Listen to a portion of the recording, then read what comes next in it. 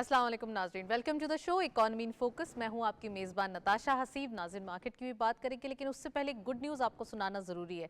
आज के दिन 3 इयर्स हाई हम कह सकते हैं हमारे जो रिजर्व्स हैं फॉरेन एक्सचेंज के, वो हिट कर चुके हैं 16.7 बिलियन डॉलर्स, जो कि हम कह सकते हैं कि 3 साल में काफ़ी अरसे बाद या काफ़ी अरसे से स्ट्रगल करने के बाद ये वर्ड्स या ये जो नंबर्स हैं वो हमारे सामने आ रहे हैं। 4.7 बिलियन डॉलर्स जो है वो कमर्शियल बैंक्स के लिक्विडिटी अलहदा है, ये हमारे सिर्फ स्टेट बैंक ऑफ पाकिस्तान के रिजर्व्स हैं। और एक बहुत अच्छी बात है कि हमारी ये फॉरेक्स टोटल जो है नंबर्स वो देखे जा रहे हैं। गोल्ड के रिजर्व्स भी शामिल हैं और हमारी हम मुल्क के हम कह सकते हैं कि इम्पोर्ट बिल जो है वो अच्छा खासा हमारे पास 3-4 महीने का जो है वो एक बैगेज मौजूद है, ये अच्छी बात है। साथ साथ हम बात करेंगे वर्किंग जो एक रेमिटेंसेस पॉइंट ऑफ व्यू है वो भी हमारे पास अपग्रेड हो रहा है। 3.1 बिलियन डॉलर्स पर मंथ के जो रेमिटेंसेस हैं वो देखे जा रहे हैं। बहुत खुशाइन बात है, एक्सपोर्ट के नंबर जो है वो बढ़ते हुए दिखाई दे रहे हैं। यूरोपियन मार्केट्स तक रसाई हो रही है और एक्सपोर्ट का बढ़ना, यूरोपियन मार्केट्स को टैप करना, ये नीड ऑफ द आवर भी है और हमारे पास नंबर्स मौजूद हैं। मजीद भी बहुत सारी खबरें हैं, लेकिन मैं चाहती हूँ कि सबसे पहले आपको ये रिपोर्ट दिखाएं जो कि फॉरेन एक्सचेंज के हवाले से हमारे पास मौजूद है। सो ये देखते हैं और फिर उसके बाद वापस आते हैं, क्योंकि गवर्नमेंट ने प्लान किया है कि ईरान के साथ भी ट्रेड स्टार्ट कर रहे हैं, ट्रांजिट ट्रेड, तो उसके हवाले से भी हम बात करेंगे। और साथ साथ SIFC के जो एफर्ट्स हैं वो नज़र आ रहे हैं। रिपोर्ट देखते हैं, फिर आते हैं, प्रोग्राम को कंटिन्यू करते हैं।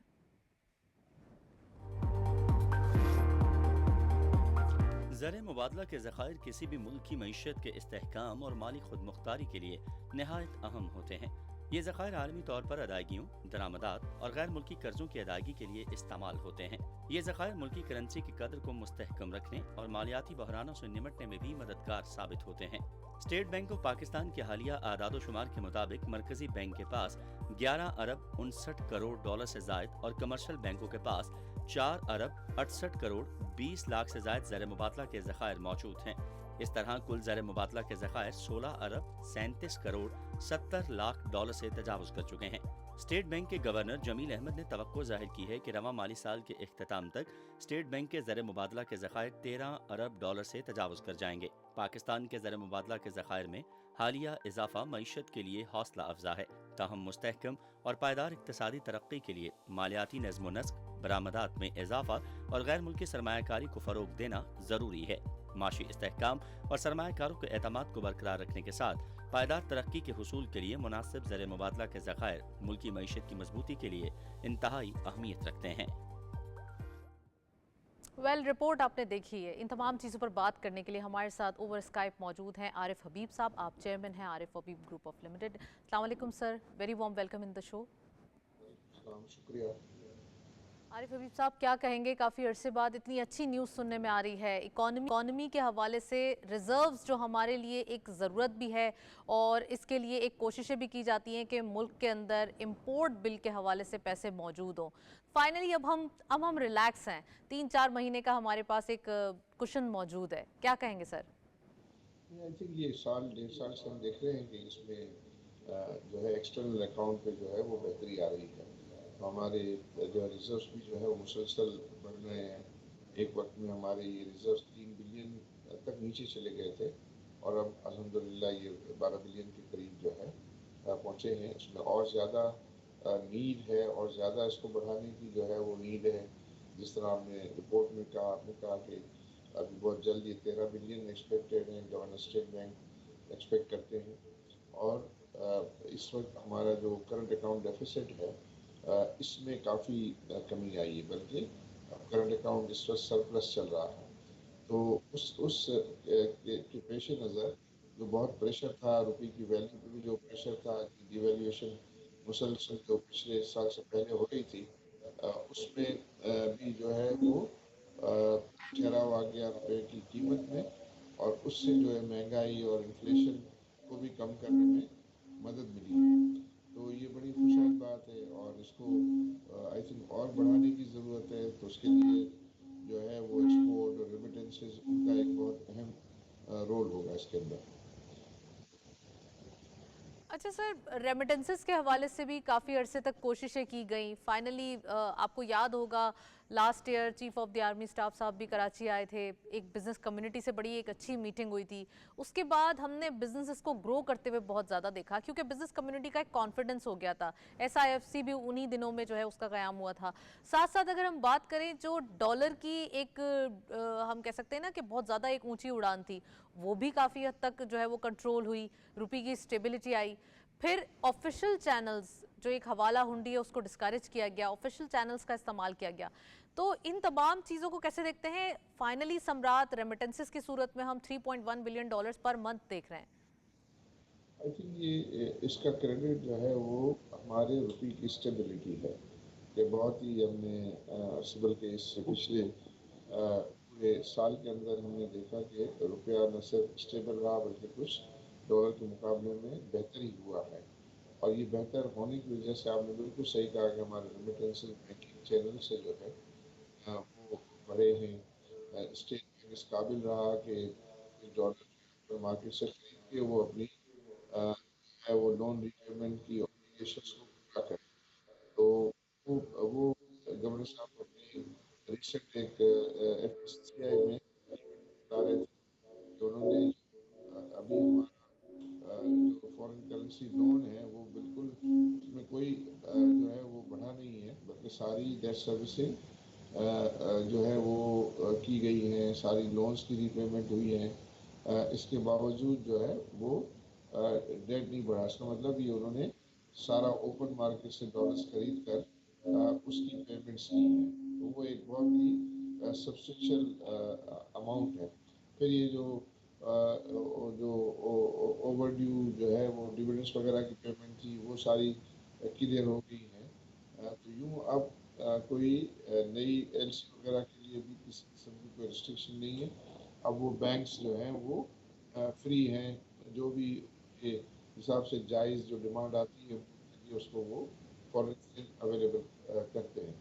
तो इसमें आपको क्या डॉलर की कोई एप्रिसिएशन दिखाई दे रही है? रुपी स्टेबल है, कहा यह जा रहा है कि गुंजाइश भी है, लेकिन क्या लग रहा है आपको कि जो एक 2 मंथ्स 3 मंथ्स का जो एक होराइजन है, इसके अंदर क्या कोई चीज़ चेंज हो सकती है?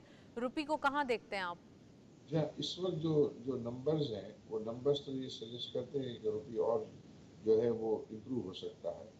लेकिन I think for some good reasons, एक तो ये है कि स्टेट बैंक जो भी एडिशनल सप्लाई आती है उसको वो ख़रीद लेती है। ख़रीद लेती है तो वो रेट जो है वो स्टेबल है।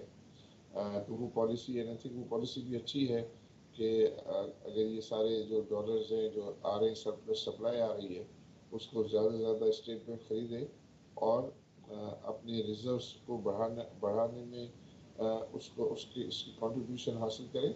और सिर्फ ये है कि जो रीपेमेंट्स हैं लोन वगैरह की वो भी पे करने में इन ओपन मार्केट से खरीदे गए डॉलर का इस्तेमाल करें। तो यूँ लाइबिलिटी जो है वो पाकिस्तान की कम होगी। तो उसकी वजह से फिर हम देख रहे हैं कि रेमिटेंसेस में भी जो खातिर ख्वाह इजाफा हो रहा है, और वो खातिर ख्वाह इजाफा रुपए की स्टेबिलिटी की वजह से हो रहा है और लोगों का जो है वो पाकिस्तानी इकोनॉमी में एतमाद बढ़ने की वजह से जो है हो रहा है। और फिर चूँकि अब इंटरेस्ट रेट भी नीचे गिर गए हैं, डॉलर भी जो है वो ज़्यादा जो पैसा बाहर जा रहा था वो पैसा बाहर जाना भी रुक गया, बल्कि अब कुछ पैसा बाहर से वापस आ रहा है। तो चूँकि स्टॉक मार्केट ने अच्छा परफॉर्म किया तो स्टॉक मार्केट में के इन्वेस्टर्स जो हैं उनको बहुत अच्छे रिटर्न्स मिले। तो जो दूसरे इन्वेस्टर्स जिन्होंने डॉलर्स में इन्वेस्ट किया हुआ था वो रिग्रेट कर रहे हैं, और वो भी चाहते हैं कि इस राइजिंग मार्केट है जो स्टॉक मार्केट उसका हम फ़ायदा उठाएं। दूसरा जो सेक्टर है वो रियल इस्टेट है। मैं समझता हूँ कि रियल इस्टेट जो है 2025 में जो है वो 2025 रियल इस्टेट का साल लगता है। तो वो रियल इस्टेट में भी जो है वो इजाफे का रुझान जो है वो नज़र आता है, क्योंकि ये सारे जो पैसे फिक्स इनकम डिपॉजिट्स में पड़े हुए थे जो लोग बाहर दे गए थे वो पैसे जो है अब कम से कम बाहर जाना रुक गए, बल्कि उसमें कुछ पैसे वापस भी आ रहे हैं। राइट। अच्छा सर, आम लोगों को क्या मशवरा देंगे सेविंग्स पॉइंट ऑफ व्यू से कि कहाँ सेव करना चाहिए आजकल? जो आपने कहा कि 2025 रियल एस्टेट का साल दिखता है, जैसे 2024 मार्केट के लिए बड़ा एक हम कह सकते हैं 100% से भी अबव मार्केट का जो एक उतार चढ़ाव जो हमने देखा, एक अबव उसकी जो है वो एक रिटर्न्स देखे, तो क्या लगता है सर, क्या एडवाइस करेंगे लोगों को कि इन्वेस्टमेंट करें, कहाँ करें, किस सेगमेंट में करें अपने मुल्क के अंदर? ये आई थिंक अब ये देखना है कि हर इन्वेस्टर का अलग अलग रिस्क एपिटाइट होता है। जिनका रिस्क एपिटाइट कम है वो गवर्नमेंट सिक्योरिटीज़ में जो है वो इन्वेस्ट कर सकते हैं। बैंक डिपॉजिट में बेशक उनके रिटर्न अब कम हो गए, लेकिन वो सेफ एंड सिक्योर है। फिर उनका अगर नॉलेज है तो स्टॉक मार्केट में वो इन्वेस्टमेंट कर सकते हैं, या म्यूचुअल फंड्स को जो है वो अपने में वो इन्वेस्टमेंट करके रिटर्न्स हासिल कर सकते हैं। चौथा सेक्टर जो है वो रियल एस्टेट का सेक्टर है। तो उसमें अगर जितनी किसी की वो ताकत है कि वो रियल एस्टेट जो है में इन्वेस्टमेंट कर सकता है, तो आई थिंक वो सेक्टर भी एक उसके भी प्रोस्पेक्ट्स जो है वो अच्छे नज़र आ रहे हैं फिलहाल। और व्हाट अबाउट सर गोल्ड, क्योंकि इंटरनेशनली ट्रेंड थोड़ा चेंज हो रहा है, आप इंटरनेशनल ऑयल प्राइसेस भी देख रहे हैं, काफ़ी एक अपवर्ड ट्रेंड देखा जा रहा है, तो क्या लगता है आगे क्या इम्पैक्ट होगा इसका, क्योंकि इन्फ्लेशन खुदा खुदा करके हमारी कम हुई है, इससे फिर इंटरेस्ट रेट भी कम हुआ है, तो ट्रेंड क्या देखते हैं आप, और जियो पॉलिटिक्स जो चेंज हो रही है उसका क्या इम्पैक्ट होगा? मैं ये इंटरनेशनल गोल्ड प्राइस फ्लक्चुएशन को तो नहीं मॉनिटर करता, लेकिन पास्ट में जो गोल्ड में इन्वेस्टमेंट इसलिए हो रही थी कि हमारा रुपया वीक हो रहा था और डॉलर बढ़ रहा था, तो यूं जो है वो गोल्ड की कीमत भी, चूंकि ये डॉलर से लिंक्ड है, तो उसमें तेज़ी हो रही थी। लेकिन अब मैं नहीं समझता कि गोल्ड में उस किस्म का डिवैल्यूएशन की वजह से जो गोल्ड की कीमतें बढ़ती थी उसका कोई ऐसा जो है इम्कान है। तो जो है वो गोल्ड तो हमारा ट्रेडिशन के हिसाब से तो जो लोग रखते हैं उसके लिए तो ठीक है, लेकिन इन्वेस्टमेंट इंस्ट्रूमेंट के लिए इस वक्त जो है वो कोई मुझे ऐसा एडवाइजेबल नहीं लगता। राइट। अच्छा सर, इंडस्ट्रियल ग्रोथ के हवाले से क्या कहेंगे? ये साल अगर रियल एस्टेट का है तो इंडस्ट्रियल ग्रोथ इसमें कैसे देखते हैं, क्योंकि उधार इतना महंगा था, इंटरेस्ट रेट इतने ज़्यादा थे 22% पे, कि बिजनेसेस थोड़ा सा साइडलाइंस हो गए थे, लेकिन अब दोबारा कह रहे हैं कि ये एक रेवोल्यूशनल जो एक इसके अंदर चेंजेस हैं वो सामने आएंगे, तो आपकी क्या एक्सपेक्टेशंस हैं 2025 के लिए? यही एक एरिया है कि जहाँ जो है वो उन सेक्टर्स में जिसको हम कहते हैं कि जो कंस्ट्रक्शन मटेरियल बनाने वाली कंपनियां हैं, ये इस वक्त बहुत उनकी कैपेसिटी अंडर यूटिलाइज्ड है। तो उनकी जो प्रोडक्शन कैपेसिटी है उसका वो 45-50% के लगभग पे जो है वो ऑपरेट कर रहे हैं। तो जब ये कंस्ट्रक्शन में बेहतरी आएगी, थोड़ी तेज़ी आएगी, तो उनकी कैपेसिटी यूटिलाइजेशन बढ़ेगी। जब उनकी कैपेसिटी यूटिलाइजेशन बढ़ेगी तो वो जीडीपी ग्रोथ में भी कंट्रीब्यूट करेगा, की अवेलेबिलिटी में, और उनसे बहुत बहुत टैक्स रेवेन्यूज भी गवर्नमेंट को हासिल होंगे। तो ये जब 45-50% कैपेसिटी यूटिलाइजेशन से अगर 80% भी होते हैं तो हुकूमत को सालाना 500 अरब की जो है वो एडिशनल इनकम का बायस वो हो सकेंगे। और फिर रोज़गार की अवेलेबिलिटी करना, तो घरों की अवेलेबिलिटी में कंट्रीब्यूशन होना। तो अभी ऐसा नज़र आ रहा है कि हुकूमत ने, प्राइम मिनिस्टर ने कमेटी भी बनाई है कि रियल इस्टेट में जो मसाइल हैं उनको दूर किया जाए, और इसको जो है वो प्रमोट किया जाए, सपोर्ट किया जाए। और हमने, जहाँ तक कि ग्रोथ का ताल्लुक है, लास्ट ईयर जो है वो जो ग्रोथ हमें अचीव हुई उसमें मेन कंट्रीब्यूशन एग्रीकल्चर का था। इस साल एग्रीकल्चर की ग्रोथ जो है वो पिछले साल जैसे नहीं है, लेकिन दूसरी जगहों पे जो है वो इंडस्ट्रियल सेक्टर में कुछ ग्रोथ है, कुछ सर्विसेज सेक्टर में जो है वो ग्रोथ है।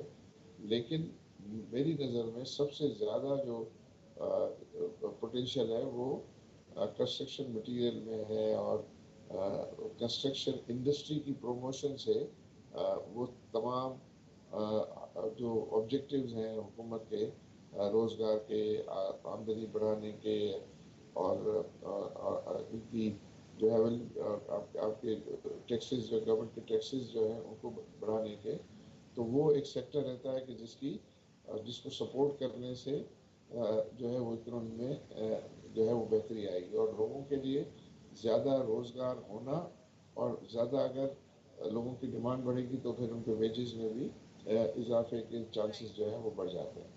तो आई थिंक राइट। इस वक्त ज़रूरत इस बात की है कि इस सेक्टर को जी। पूरी तरीके से फोकस किया जाए। Well, thank you so much. Arif Habib साहब हमारे साथ मौजूद रहे, काफ़ी डिटेल एनालिसिस हमने रेमिट के हवाले से भी बात की। गुफ्तगू जारी है, एक ब्रेक की जानिब चलते हैं, वापस आते हैं, प्रोग्राम को यहीं से कंटिन्यू करते हैं।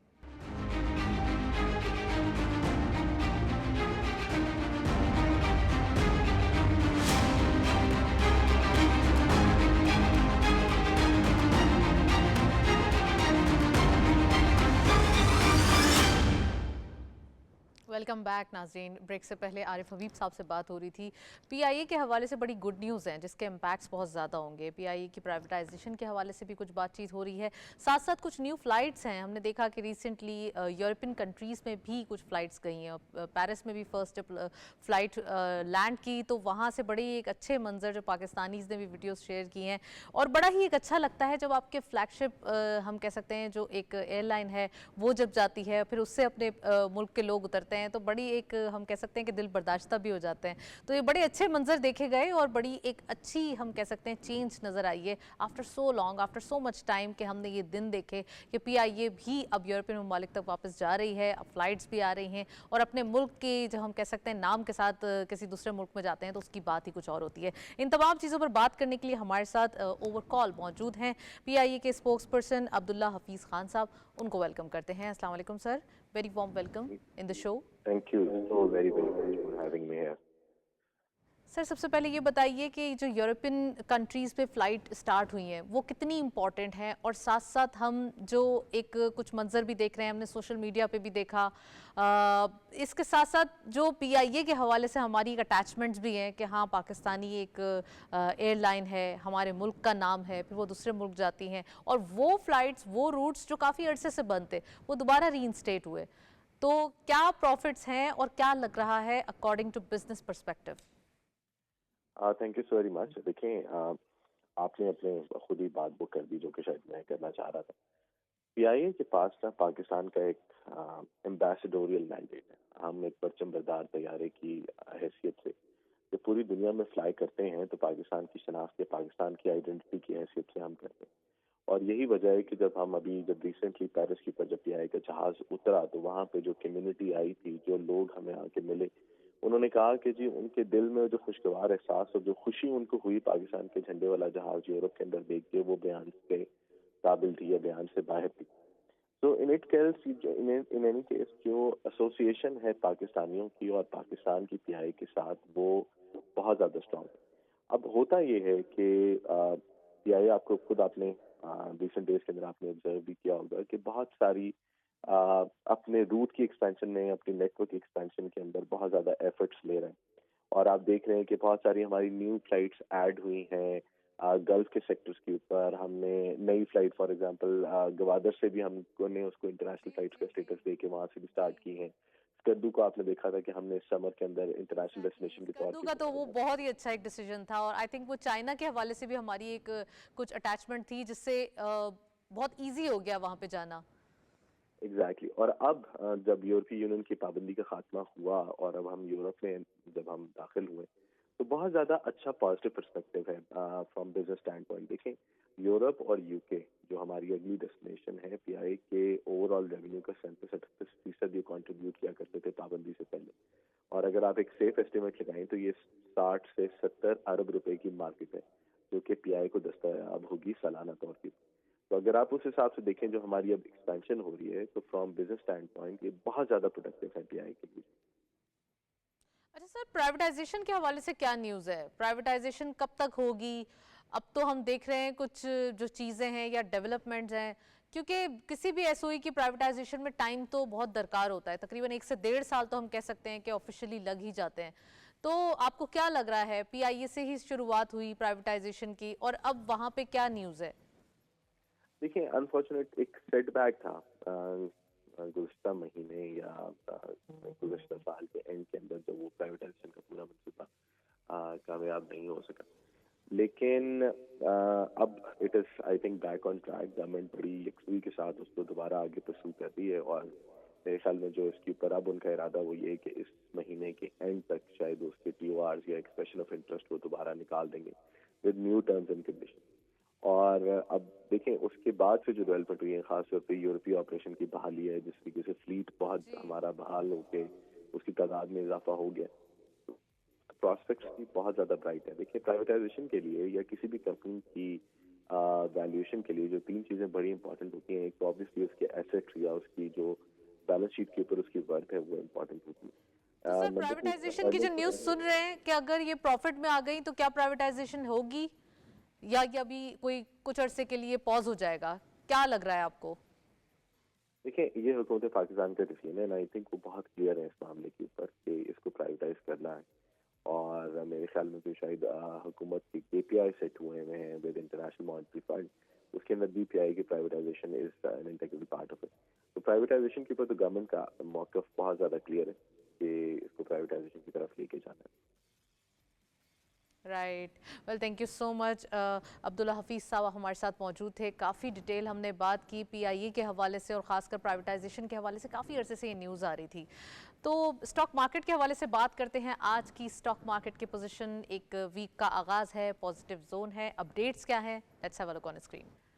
हमारे साथ स्टूडियो में अपडेट्स मौजूद हैं जी। सबसे पहले ओपन हुई मार्केट 1,13,247.29 के लेवल पर। हायर साइड टू मार्केट गई 1,14,496.08, lower was 1,13,083.86 and finally closure रहा 1,14,230.06 यानी कि 982.77 का इजाफा देखा गया। आज वीक का आगाज़ है, मंडे का दिन है और मार्केट की पोजीशन एक बूस्ट अप पॉजिटिव डायरेक्शन में है, ग्रीन ट्रेजेक्ट्री है। इट मींस कि हमारे पास एक बड़ा अच्छा एंथुजियास्टिक स्टार्ट है वीक का। तो ऐसा लगता है कि जब मंडे के दिन मार्केट पॉजिटिव होती है तो पूरा वीक बड़ा पॉजिटिव जाएगा। डिटेल डिस्कशन करके हमारे साथ इन द स्टूडियो इकोनॉमी के हवाले से गेस्ट मौजूद हैं, उनको खुशामदीद कहते हैं। हमारे साथ मौजूद है मोहम्मद ज़िक्रिया ज़िया साहब, उनको वेलकम करते हैं। अस्सलाम वालेकुम सर। वालेकुम सलाम। Welcome to the show. आप बिजनेसमैन हैं। अच्छा सर, सबसे पहले ये बताइएगा कि आपने न्यूज़ सुनी, आज हम स्टार्ट से बड़ी गुड न्यूज़ शेयर कर रहे हैं। फॉरेन एक्सचेंज में इजाफा देखा गया, फॉरेन रिजर्व्स हमारे बढ़ चुके हैं और साथ साथ हम रेमिटेंसेस भी एक अच्छे सिग्निफिकेंट लेवल पे देख रहे हैं। तो इकोनॉमी का क्या पर्सपेक्टिव दिखाई देता है, इकोनॉमी की क्या न्यूज़ है? मेरा चूँकि ताल्लुक स्मॉल एंड मीडियम एंटरप्राइज से है और हमारा ताल्लुक मैन्युफैक्चरिंग और किसी भी मुल्क के लिए मैन्युफैक्चरिंग जो है बड़ी ही इम्पॉर्टेंट होती है कि वो एक तो सस्टेन करे और फिर ग्रो करे।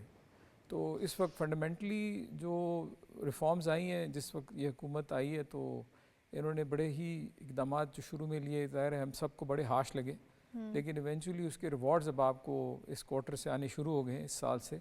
चूँकि अब आपके मार्कअप रेट्स, फाइनेंशियल कॉस्ट और इसी तरीके से आपकी जो कैश, जो सबसे बड़ा एक लिमिटेशन बन जाती है जब आप फाइनेंशियल कॉस्ट बढ़ाते हैं, तो उससे ये मनी सर्कुलेशन बेहतर हो गई है, जिसकी वजह से अब बिज़नेस आहिस्ता आहिस्ता जिस मोमेंटम पे उसको जाना चाहिए वो जा रहा है। और जाहिर सी बात है इवेंचुअली किसी भी बिज़नेस के सर्वाइवल के लिए, स्पेशली जो स्मॉल एंड मीडियम एंटरप्राइजेज़ हैं, उनके लिए बड़ा ज़रूरी होता है कि आप एक ऐसा माहौल बनाएं जिसमें वो सेटिस्फाइड हों और जो प्लान वो बनाएं वो एग्जीक्यूट भी कर सकें, क्योंकि उसका survival over a period of months नहीं होता, सालों पे चलता है और उसी की बेस पे फिर आपकी जो है ग्रोथ आती है और वो फिर सिलसिला चलता रहता है और उसी से गवर्नमेंट की टैक्स रेवेन्यूज़, एम्प्लॉयमेंट और ये जितनी भी चीज़ें आप देखती हैं इवेंचुअली उनमें बेहतरी आती है।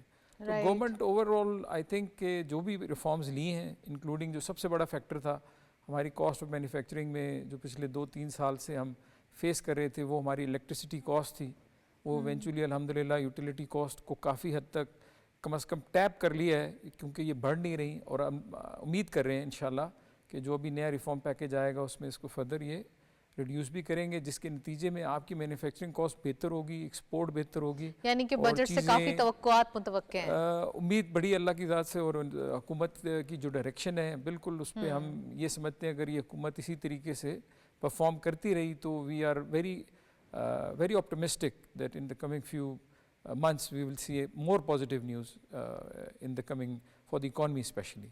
जी। Regarding economy. अच्छा जी। ज़िक्रिया साहब, मुझे ये बताइए कि हमने देखा बांग्लादेश एक डेलीगेशन गया, बिजनेस डेलीगेशन, जिसमें एक अच्छी बात यह है कि आफ्टर 12 इयर्स ये डेलीगेशन गया, यानी कि जी। पाकिस्तान से कोई भी डेलीगेशन बांग्लादेश जाना, और फिर साथ साथ हमारे पास मार्केट्स भी नहीं है, तो न्यू मार्केट्स को, यानी कि जो हमारी एक पुरानी मार्केट्स चलती आ रही थी उसके अलावा न्यू मार्केट्स को टैप करना, न्यू मार्केट्स से ऑर्डर लेके आना या उनको एक्सपोर्ट करना, उनसे B2B कनेक्शंस बनाना कितना ज़रूरी है, और ये पाकिस्तान बांग्लादेश रिलेशनशिप को कैसे देखते हैं? क्योंकि हम एक तरीके से हम कह सकते हैं कि हमारे नेबर भी हैं, तो उनसे अगर हमारी ट्रेड स्टार्ट हो जाती है तो ज़्यादा हमारे लिए एक कॉस्ट लेस होगी, एक इशू तो कम आएंगे ना, जो एक फ्रेट इश्यूज होते हैं। ये देखिए, एक्सपोर्ट ऑब्वियसली जो सबसे पहला स्टेप होता है आपका बिजनेस के लिए, वो तो लैंड रूट्स। जिस तरीके से अभी पाकिस्तान ने कुछ एक्सपोर्ट के ऑर्डर्स NLC के थ्रू किए जो सेंट्रल एशियन स्टेट्स को गए, और इसी तरह अब ये फर्दर प्लान कर रहे हैं कि अपने नेबर्स के साथ, और Bangladesh obviously is a big opportunity for us. कुछ चीज़ों में बांग्लादेश को हमारी ज़रूरत है, कुछ चीज़ों में हमें उनकी ज़रूरत है, तो बांग्लादेश के साथ इस तरीके से डोर्स का ओपन होना, आई बिलीव कि इस साल वी बिलीव कि हमारा कम से कम उनके साथ एक अच्छा ट्रेड जो है ना वो सरप्लस आना चाहिए, और जो कि काफ़ी अरसे से हम जो है उसको जो है वो इग्नोर कर रहे थे या हम कर नहीं पा रहे थे फॉर पॉलिटिकल रीजंस। तो this is the right time. Even with India Pakistan, चूँकि देखें इंडिया को इट्स एन इकोनॉमी जो कि दुनिया की one of the growing economies भी है, वेरी मच हमें नेबर्स के साथ आप समझते हैं कि ट्रेडिंग करनी चाहिए। अच्छा sir, on the other hand हम देख रहे हैं कि ईरान के साथ भी एक ट्रांजिट ट्रेड स्टार्ट हो रही है। गवर्नमेंट प्लान कर रहे हैं कि कोई कॉरिडोर हो जाए या कोई ऐसी जो है वो हमारे साथ बॉर्डर ट्रेड स्टार्ट हो जाए जिसमें टैक्सेस के हवाले से भी इश्यूज ख़त्म हो जाए, जिसमें कोई कहते हैं ना वो चोरी या स्मगलिंग ना हो, बल्कि वो एक प्रॉपर ऑफिशियल ट्रेड हो। देखिए, अब उसमें आपको बहुत सारे इश्यूज आएंगे ईरान के साथ। कोई भी आप अगर FTA करना चाहेंगे तो जाहिर सी बात है हमारे लिए तो it's the most suitable place to do business, लेकिन unfortunately for last few months या बल्कि फ्यू इयर्स ईरान से काफ़ी ऐसे प्रोडक्ट्स आ रहे हैं जो पाकिस्तान में पेट्रोलियम से रिलेटेड हैं, जो कि जिनके ऊपर टैक्स नहीं लग रहा, स्मगल हो रहे हैं, लेकिन उससे काफ़ी नुकसान हुआ है, काफ़ी नुकसान बिजनेसेस को हो रहा है। और ज़ाहिर आप हम जो सोच रहे हैं या गवर्नमेंट जो सोच रही है वो टैरिफ की रैशनलाइजेशन है, जिसकी बेस पे ये हो सकता है कि ओवरऑल आप टैरिफ्स जो हैं मुख्तलिफ आइटम्स के इतने कर दें कि उससे उस ट्रेड कॉरिडोर से आपको कम से कम ये लॉस जो आपको अभी फेस कर रही हैं, बिकॉज आप अगर डायरेक्टली कराची के थ्रू इंपोर्ट करते हैं आपको 25% टैक्स देना पड़ता है फॉर एग्जांपल, तो आप ईरान के थ्रू कर रहे हैं तो ज़ाहिर स्मगल अगर होगा तो उसमें तो कुछ भी नहीं आपको मिलता। तो टैरिफ्स को रैशनलाइज करें, कम करें, इतने कर दें ताकि जो कम से कम आपका बेसिक रॉ मटेरियल है जो ईरान से आ सकता है, और वो ईरान से आ भी रहा है लेकिन इलीगल जो है ना सोर्सेज के थ्रू आता है, तो वो लीगल तरीके से आए और उसमें कुछ ना कुछ आपको रेवेन्यू मिले, उससे आपको भी फ़ायदा है, ईरान को भी फ़ायदा है। ईरान के साथ ऑलरेडी पाकिस्तान का बार्टर ट्रेड एग्रीमेंट है, तो उस बार्टर ट्रेड एग्रीमेंट की बेस पे उनकी petroleum products they are very good at it, तो उसको कम से कम रैशनलाइज करना बहुत ज़रूरी है। अच्छा, गवर्नमेंट के हवाले से अगर हम बात करें तो कुछ हम कह सकते हैं मिनिस्ट्रीज़ की रीसाइजिंग के हवाले से बात हो रही है, तो मैं अगर ज़िक्रिया साहब आपसे पूछूं कि ये राइट साइज कैसा रहेगा एक ऑप्शन, क्योंकि 16 फूड मिनिस्ट्रीज़ और डिफरेंट चीज़ों के ऊपर राइट साइजिंग हो रही है। असल में गवर्नमेंट ऑब्वियसली इस वक्त पहली बात तो अफोर्ड भी नहीं कर सकती इतना बड़ा जो सेटअप है हमारा गवर्नमेंट एम्प्लॉइज़ का, अनफॉर्चुनेटली, और over a period of time जो है वो ग्रो करता गया है फॉर नो रीज़न, लेकिन ऑब्वियसली थिंग्स हैव चेंज। अब दुनिया का और इस गवर्नमेंट ने पहले इतने मुश्किल फैसले लिए हैं, ये एक और मुश्किल फैसला होगा। इनको ये गवर्नमेंट ये फैसला ले सकती है, क्योंकि इन्होंने अभी दिखा दिया सबको कि वो किसी प्रेशर में आके कोई फैसला नहीं करते, वो मेरिट पे कर रहे हैं, और वो मेरिट पाकिस्तान है बेसिकली। अगर पाकिस्तान ग्रो करेगा तो eventually everyone will benefit from it. तो मेरे हिसाब से जो ये राइट साइजिंग का सोच रहे हैं इसको कर देना चाहिए, और जितना जल्दी होगा उसका उतना ही अच्छा आप को इफेक्ट नज़र आएगा, क्योंकि ओवरऑल ओवरबर्डन करना इकॉनमी को जो है उससे कोई चीज़ हल नहीं होगी। तो we have to live in a very smart world now, तो उसके लिए ज़रूरी है कि ये राइट साइजिंग करें, और जो नई ई-कॉमर्स की पॉलिसीज़ इनकी आ रही हैं उनको यूज़ करें। अच्छा, हम SIFC के एफर्ट्स देखते हैं, हमारे पास बहुत सारी ऐसी न्यूज़ आती हैं डेली बेसिस पे जो इन्वेस्टमेंट अपॉर्चुनिटीज़ थ्रू SIFC आ रही हैं। अब हम यूरोपियन मार्केट्स की तरफ देखते हैं तो हमारी एक्सपोर्ट्स भी ग्रो कर गई हैं। 8.6% ग्रो सिर्फ फर्स्ट क्वार्टर में किया है, ये फर्स्ट जो हमारा एक फिस्कल ईयर का क्वार्टर है। तो क्या लगता है सर, ये 5 मंथ्स के नंबर इतने अट्रैक्टिव आए हैं, तो आने वाले दिनों में क्या प्लान्स होंगे? और ख़ासकर हमारा GSP प्लस स्टेटस भी है, फिर हमारा टैरिफ भी अभी इतना जो है वो आइडियल नहीं है, इसके बावजूद एक अच्छे नंबर्स जनरेट हो रहे हैं। देखिए, पाकिस्तान के लिए इस वक्त जो बिल्कुल जिसको कहते हैं ना, जहाँ पाकिस्तान फर्दर ग्रो कर सकता है, वो आप US इकॉनमी जो है इस वक्त, US पॉलिटिकल सिचुएशन, अगर उसको इस वक्त अच्छे तरीके से टैप किया जाए, क्योंकि कुछ ऐसी चीज़ें अभी आने वाली हैं जिनमें कुछ चाइनीज़ प्रोडक्ट्स को या टैरिफ की बेस पे अमेरिका में पसंद नहीं किया जाएगा, तो टैरिफ एक्स्ट्रा लगाए जाएंगे। इंडस्ट्रियल शिफ्ट ओवर तो होगा ना, वो पाकिस्तान में उन्होंने भी तो एक तरीका कार ढूंढा ही है ना। तो उसका जो बेनिफिट है वो पाकिस्तान को लेना चाहिए, और ये ट्राइलेटरली होगा जब इसमें पाकिस्तान, चाइना और फिर जाहिर सी बात है आपकी जो एक्सपोर्ट मार्केट होगी वो US है। ये एक बहुत बड़ी अपॉर्चुनिटी है जिसको हमें अभी से जिस पे वर्किंग करनी चाहिए। SIFC को भी देखना चाहिए कि in collaboration with Chinese joint ventures हो पाकिस्तान के अंदर, यूनिट्स नए लगें जो कि पाकिस्तान के थ्रू एक्सपोर्ट कर सकें टू US। और यूरोपियन यूनियन ऑलरेडी पाकिस्तान को एक स्टेटस दे चुका है, पाकिस्तान उसमें ऑलरेडी है। एक्सपोर्ट जाहिर सी बात है आपके रेवेन्यूज़ बढ़ा रही है और वो आपके रिजर्व्स को भी बढ़ा रही है इस वजह से, क्योंकि आपका डॉलर स्टेबल है, और आने वाले वक्त में भी अगर ये स्टेबिलिटी रही तो ये रिजर्व्स और भी ऊपर जाएंगे। तो इस वजह से आई वुड से क्या SIFC को बेसिकली जो है इस वक्त चाइनीज़ वो प्रोडक्ट्स जो कि इस वक्त टैरिफ के बर्डन में आने वाली हैं कुछ दिनों के बाद, तो उन पे वर्क करें कि वो पाकिस्तान के थ्रू जाएं और पाकिस्तान उससे अच्छा रेवेन्यू और एक्सपोर्ट कर सकता है। राइट, गुफ्तगू जारी है, हमारे पास कुछ अपडेट्स हैं आपसे शेयर करने के लिए। फॉरेक्स रेट्स देखते चलते हैं, कमोडिटीज़ के आज की मार्केट में क्या अपडेट्स हैं जी। हमारे पास कमोडिटी मार्केट के अपडेट्स, गोल्ड की पर तोला प्राइस 2,89,548 रुपीज़ आज की लोकल मार्केट में ये प्राइस है। 10 ग्राम के gold rate 240,780 rupees. International gold rate पर हाउस $2,689.43। ऑयल WTI पर बैरल $77.74। ऑयल ब्रेंट क्रूड पर बैरल $80.85। आप देख रहे हैं ऑयल प्राइसेस एक अपवर्ड डायरेक्शन में दिखाई दे रहे हैं, और फाइनली जो डर था, हम कह सकते हैं हम चाह रहे थे कि $80 के करीब करीब रहे, लेकिन ये $80 फाइनली आज हो चुका है। लेट्स सी कि आगे आने वाले दिनों में क्या होता है। करेंसी के हवाले से भी बात करेंगे और करेंसी अपडेट्स भी देखते चलते हैं। सबसे पहले यूरो बाइंग रही 283.74 rupees, selling was 284.25 rupees. UK pound buying रही 337.34, selling was 337.95। US dollar buying रही 279 rupees, selling was 279.5। Chinese yuan buying रही 37.91, selling was 37.98 rupees. Nextly GCC countries updates, currency में सबसे पहले सऊदी रियाल बाइंग रही 74.01, selling was 74.14। UAE dirham buying at 76.15, selling was 76.29। Omani riyal buying रही 722.25, selling was 724.17, and lastly Kuwaiti dinar buying rahi 900.05, selling was 901.67। ये थे forex और commodities के related updates आज की मार्केट के। साथ साथ ज़िक्र साहब हमारे साथ मौजूद हैं, उनसे पूछते चलते हैं। आपने अपडेट्स देखी, खासकर जो कमोडिटी रेट में ऑयल प्राइसेस हैं अलार्मिंग ये दिखाई देते हैं, तो अगर ये ट्रेंड अपवर्ड डायरेक्शन ही इख्तियार कर रहा है तो हमारे क्या प्लान्स हैं इससे आगे? क्या लगता है गवर्नमेंट इससे किस तरीके से जो है वो मैनेज करेंगी? गवर्नमेंट को ये जाहिर सी बात है पहली दफ़ा नहीं है कि ऑयल की प्राइसेस $80 या उससे अबव गई। हम 120 भी भुगत चुके हैं, 140 को भी देख चुका है जी। और पाकिस्तान ने उससे काफ़ी चीज़ें सीखी हैं।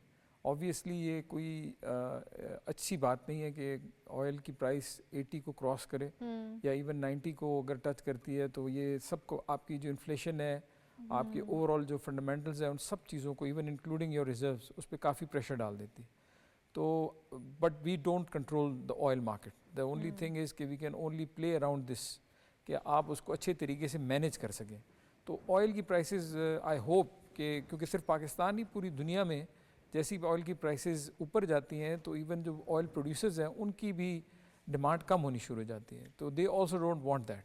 तो इवेंचुअली आई होप कि जो हमारा क्योंकि ऑयल लोग का कम कर टारगेट देंगे, है, लोग जी हाँ, सफर को जरा कम कर देंगे। अब और ये एक जो आपको इस वक्त जो पाकिस्तान में ईवी का रेवोल्यूशन भी आ गया है, और जो आगे Aahista Aahista alternate energy solar panels हैं, ये भी एक काफ़ी हद तक चीज़ों को ऑयल से हटा रहे हैं और ऑल्टरनेट सोर्स ऑफ एनर्जी की तरफ ले जा रहे हैं। तो इसमें यह है कि पाकिस्तान अपने आप को सेफ कर सकता है अगर ऑल्टरनेट सोर्स ऑफ एनर्जी को फर्दर जिस तरीके से भी वो प्रमोट करता रहे, ताकि हमारी डिपेंडेंस ऑयल पे कम से कम हो। लोकल प्रोडक्शन ऑब्वियसली जितनी भी हम कर सकते हैं हमें करनी चाहिए और बढ़े, तो ज़ाहिर है हम पे प्रेशर कम से कम आएगा। तो आई होप बड़ी एक सेल्फ सफिशिएंसी की बात हो रही है। जी जी तो सेल्फ सफिशिएंसी की बात में ही अगर हम देखें तो हमारी बहुत बड़ी एक पॉपुलेशन है, जी जी इसकी बहुत बड़ी डिमांड भी है, जी, इसकी नीड है, इसकी जी। फूड नीड्स हैं, डिफरेंट मटेरियल्स की नीड है। तो क्या लगता है आपको पाकिस्तानी इंडस्ट्रीज जो कि अब एक रेवोल्यूशन आना शुरू हुआ है इंटरेस्ट रेट के कम होने के बाद, जी जी कितना एक ऑप्टिमिज्म देखा जाता है? क्या हमारे लिए हमारी मैन्युफैक्चरिंग पावर जो है वो स्टार्ट हो जाएगी दोबारा? क्या हमारे लिए ये चीज़ें आइडियल होंगी, या अगेन हम इंपोर्ट बिल पे ही या इंपोर्ट पे ही पूरा अपना कहते हैं ना अपने आप को पूरा उसके ऊपर डिपेंडेंट रखेंगे? ये देखिए इंडस्ट्री जो है ना बड़ी सेंसिटिव होती है, ना सिर्फ ये कि आपके जो ओवरऑल फंडामेंटल्स हैं उनकी वजह से इंडस्ट्री या सस्टेन करती है या फिर रिवर्स गियर में जाती है। तो इस वक्त जो पिछले साल डेढ़ से आप देख रही हैं और हम भी देख रहे हैं, we are part of it, कि इंडस्ट्री एक सस्टेनेबल लेवल पर आहिस्ता आहिस्ता खड़ी हो गई है। जो उन्होंने अपने आप को चलाना था या जो चला सकते थे वो एक पोजीशन में आ चुके हैं। और अब ये जो फाइनेंशियल कॉस्ट है, यूटिलिटीज़ की जो आपकी कॉस्ट है, ये सब चीज़ें इवेंचुअली नेगेटिव, यानी आपको एक इंडस्ट्रियल पॉइंट ऑफ व्यू से मैन्युफैक्चरिंग के लिए एक पॉजिटिव इंडिकेटर हैं। और मैं समझता हूँ फाइनेंशियल कॉस्ट फर्दर भी, अब जाहिर सी बात है 27 जनवरी को आनी है मॉनेटरी पॉलिसी, तो we are everybody is looking forward कि उसमें फर्दर रिडक्शन हो, तो ताकि कॉस्ट ऑफ बोरोइंग जब आपकी कम हो जाएगी and it should be in single digits, तो चीज़ें काफ़ी हद तक बेहतर हो जाती हैं। और जाहिर सी बात है आप उतना ही ज़्यादा बिजनेस करेंगे जितना आपको अच्छा पैसा अच्छी कीमत पे मिलेगा, और उसके मुताबिक आप फिर रेवेन्यू गवर्नमेंट जो है उससे जितनी ज़्यादा ट्रांजैक्शंस होंगी रेवेन्यू होगा। इस वक्त काफ़ी कंपनीज़ लास्ट फ्यू ईयर्स की जो एक्स्ट्राऑर्डिनरी कॉस्ट थी, आपकी बोरोइंग कॉस्ट थी, उसकी वजह से काफ़ी स्टकअप रही हैं, ना वो ग्रो कर सके हैं ना वो सस्टेन कर सके हैं। तो उनको अनफॉर्चुनेटली काफ़ियों को बैंकरप्सी में भी जाना पड़ा है। तो उसके लिए भी गवर्नमेंट को पॉलिसी बनानी पड़ेगी ताकि वो कंपनीज जो आइडल हो गई हैं उनको वापस रिवाइव किया जाए और उनको भी चलाया जाए ताकि पाकिस्तान की रिक्वायरमेंट को वो पूरा कर सकें। राइट, आपने सही फरमाया, काफ़ी हमारे पास ऑप्शंस मौजूद हैं जिसको यूटिलाइज़ किया जा सकता है। राइट, चलें जी, गुफ्तगू बहुत ज़्यादा हो चुकी है और तमाम हमारे सवालात जो हैं वो अभी भी बाकी हैं, but we are running out of time. Thank you so much Zikr साहब हमारे साथ मौजूद रहे। आज हमने डिटेल डिस्कशन करी रेमिटेंसेस के पॉइंट ऑफ व्यू से, साथ साथ हमने जो एक फॉरेक्स रिजर्व्स हैं उसके हवाले से भी बात की। दैट्स इसी नोट पे प्रोग्राम को वाइंड अप करते हैं। इजाज़त दीजिए, अल्लाह हाफ़िज़।